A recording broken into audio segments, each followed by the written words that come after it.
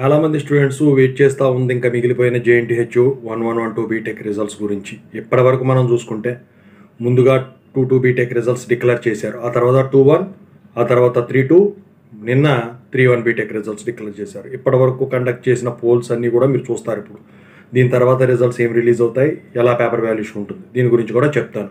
ముందుగా అయితే ఇంతవరకు ఛానల్ సబ్స్క్రైబ్ చేసుకొని వాళ్ళు సబ్స్క్రైబ్ చేసుకొని వీడియోని లైక్ చేసి షేర్ చేయండి. మీకు ఏమైనా డౌట్స్ ఉన్నట్టయితే కాల్ బిఫోర్ ద్వారా కాల్ చేయండి. ఇక తెలుగు ఇంజనీరింగ్ ఎడ్యుకేషన్ టెలిగ్రామ్ ఛానల్లో జాయిన్ అవ్వండి. ముందుగా మీరు పోల్స్ చూడండి. ముందు 32 బీటెక్ చూడండి, ఆ తర్వాత 31 బీటెక్ చూడండి, ఆ తర్వాత 22 బీటెక్ చూడండి, ఆ తర్వాత 21 బీటెక్ చూడండి. సో 32 బీటెక్ ఈజీగా జరిగింది, 31 బీటెక్ పర్లేదు,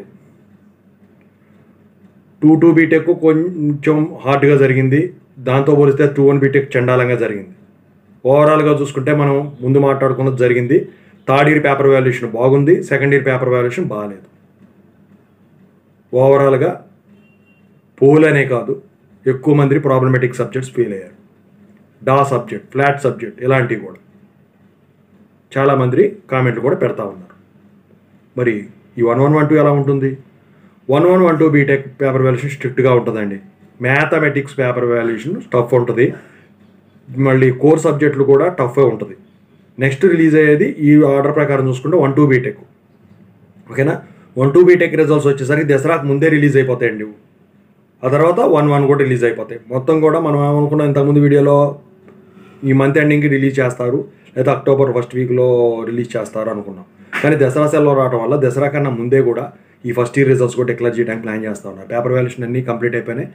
నెక్స్ట్ వీకు మీకు 12 బీటెక్ రిజల్ట్స్ వస్తాయి. 2 రోజుల గ్యాప్లో మళ్ళీ 11 బీటెక్ రిజల్ట్స్ డిక్లేర్ అయిపోతాయి. 20వ తారీఖు లోపే మీకు రిజల్ట్స్ డిక్లేర్ అయ్యేదానికి ఛాన్స్ ఉంది. ఓవరాల్గా అయితే పేపర్ వాల్యుయేషన్ సంబంధించిన అప్డేట్ కానీ, మార్క్స్ ఎంట్రీ కానీ, రిజల్ట్స్ సంబంధించింది కానీ ఇదండి. మరి మీలో ఎంతమంది నమ్మకం ఉంది పాస్ అవుతారని?